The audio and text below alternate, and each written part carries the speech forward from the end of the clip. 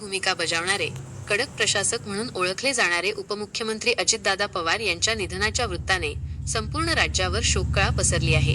या दुःखद घटनेचे तीव्र पडसाद अहिल्यानगर जिल्ह्यातील शेवगाव तालुक्यातील बोधेगाव येथे उमटले असून गावात स्वयंस्फूर्त कडकडीत बंद पाळण्यात आला.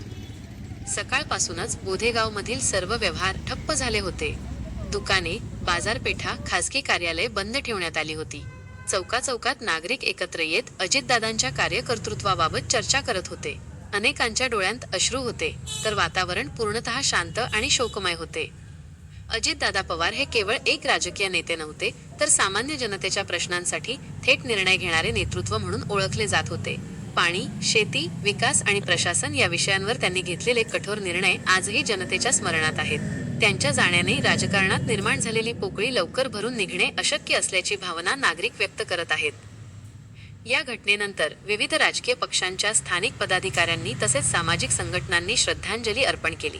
मतभेद असू शकतात, पण अजितदादा पवार यांचे नेतृत्व आणि निर्णय क्षमता वादातीत होती, अशा शब्दांत अनेकांनी भावना व्यक्त केल्या. या निधनाचा परिणाम केवळ राजकीय पातळीवर नाही, तर सामान्य जनतेच्या मनावर खोलवर झालेला दिसून येतो. बोधेगावचा कडकडीत बंद हे त्याचेच जिवंत उदाहरण आहे. एक प्रभावी नेता हरपल्याची जाणीव आज प्रत्येक नागरिकाच्या चेहऱ्यावर स्पष्टपणे दिसत आहे. महाराष्ट्राच्या राजकारणात नवे वळण देणाऱ्या या घटनेने अनेक प्रश्न उभे केले असून पुढील राजकीय दिशा काय असेल याकडे सर्वांचे लक्ष लागले आहे. आर्यव्रत न्यूज मराठी करिता प्रतिनिधी सुनील मुंढे, बोधेगाव.